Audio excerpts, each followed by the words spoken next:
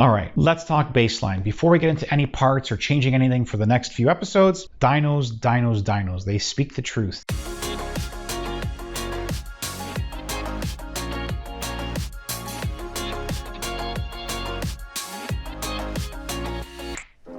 David, Milk for Coffee, back here, and I've got a little bit of a project that I've been working on, my daily driver.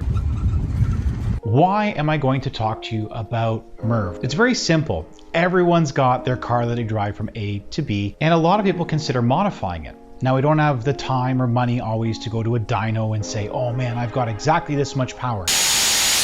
Basically, what you want to do is keep your life simple. I want a reliable car. I want to buy these parts off the shelf, online or on a catalog, install them either myself or take them to a shop, and then I want to know that they just make power and make my ride different than the person next to me, or maybe just that little bit more enjoyable. So enter Project MERV. The whole goal here, lengthen the mullet. Okay, we all know that a Cadillac is American. General Motors, it is what it is. Its underpinnings are a Camaro. It's part of the reason why I picked that car, and we'll get into that. But we want to lengthen the mullet. We want the party to increase, okay? Let's set a baseline. First episode, let's just get going. Talk about the why. Why did I pick an ATS as a daily driver? A couple of years ago, my budget was $25,000. Had to have under 100,000 kilometers on it, ideally much less than 100,000 kilometers on it. Be cool, be somewhat fast, be somewhat good handling, be somewhat comfortable and luxurious. What do we got? Beamers, Benzes, Audis, and a Cadillac in the mix. Yes, I looked at them all. Of course, I was leaning heavily to one brand. It turns out that for the money, I'd have to make sacrifices. Mercedes was the most luxurious, but was kind of a little bit boring in that price range. The C-Class wasn't for me, although probably the most comfortable. I've worked at Audi and I've had lots of Volkswagens. Say what you will, they're all the same. Okay, what exactly happened? Thank you. There's only so much of a tan that I can take from the glow of a check engine light. Modifying Audis and Volkswagens isn't for me anymore. Just didn't want to do it. Been there, done that, not a fan. Beamers. Too much money. Very, very simple. Either there was more power for more money or less power for less money, but it came down to options. Daily driver. I want Bluetooth, but I couldn't have Bluetooth and a heated steering wheel. I wanted heated seats, but I couldn't have a rear view camera. All of these sacrifices at my price point, and here's this Cadillac. Backup camera, Bluetooth, heated steering wheel, all the goodies. The only thing I didn't get on this car was radar cruise control. It is literally stacked. Name a modern feature, and it's pretty much got it. I like the drive of it better than the BMW. It was a little bit quieter. And the 2-liter turbo motor was just a little bit more refined. I mean, that's just my own personal taste. I actually thoroughly enjoy how many people pick on me for having a Cadillac. Yeah. Plenty of people look at my car and they're like, who's driving that? And when they find out it's me, they are always taken aback. It's very simple. 2-liter turbo, 4-wheel drive. It's a 2013 Cadillac ATS 4 2.0T. Luxury, so it's got a lot of options on it. Was it perfect to begin with? No. When I started test driving the ATS, what I found out is that the main center console entertainment system was a bit finicky. It's got a silly haptic system that if you own the car, you get used to, but just for get up and go, it's not the greatest. But that screen actually tends to have a glue separation problem. Cadillac, that's good, eh?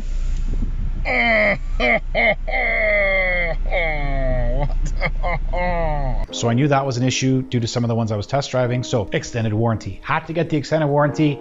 It just made sense. I've already had the screen replaced. Nice to have that covered under warranty. We'll start there. Warranties are done. As soon as you start modifying, whether it's your stock warranty or an aftermarket warranty, either way, you're going to mess with it and you're going to have stuff not covered if it breaks. So just let's start right there. I mean, warranty people will find whatever they can to get out of it. Am I right? Back to the mullet lengthening. I wanted to make the car just a little bit more spicy. You got some Ice Cube chapstick? My lips are hot. Do we have Ice Cube chapstick? God damn. For a daily driver. So what does that mean? A little bit more power, a little bit better looks, a little bit better handling, some pretty standard items. I wanted to go with a reputable brand. ZZP is who I went with. They're very well known in the market, a lot of experience.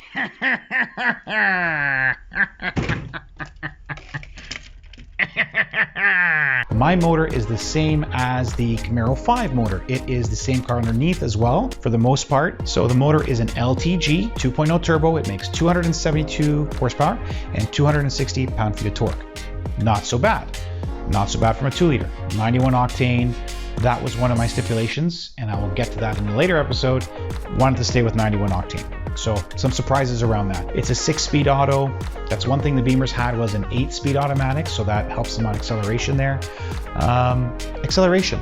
Stock by the magazines, it does 5.70 to 60. Not bad, not great. It's a heavy car, about 3,600 pound curb weight with 4-wheel drive. Even though it's a 6-speed auto, it's got a paddle shift. Shifts fairly decently. Modern cars are a lot better than they used to be. It's not a 1, 2, 3 shift like it used to be in automatics, but definitely not as great as rowing your own or a dual clutch transmission or something fancy like that. All right, let's talk baseline. Before we get into any parts or changing anything for the next few episodes, we got to talk baseline. Dynos, dynos, dynos. They speak the truth. And I've been on them before with a few different cars now. And I'll start right off the bat. This was a little bit of a weak show. See the dyno graph I'm putting up here? This is the second or third run. And either there was something wrong with the car or something wrong with the dyno, but a baseline is a baseline. It needs to measure essentially what the power and torque is of the car. And we're just going to see if we can improve on that in the next 2 episodes. What I found out was the car was specifically weak. It should be 272 crank. Based on these numbers, it's putting down 187 horsepower and 233 pound-feet of torque to the wheels. Why am I aim? Very simple. If we work that back, figure around 15% drivetrain loss, maybe it's slightly more for a 4-wheel drive vehicle. We're just going to go with 15.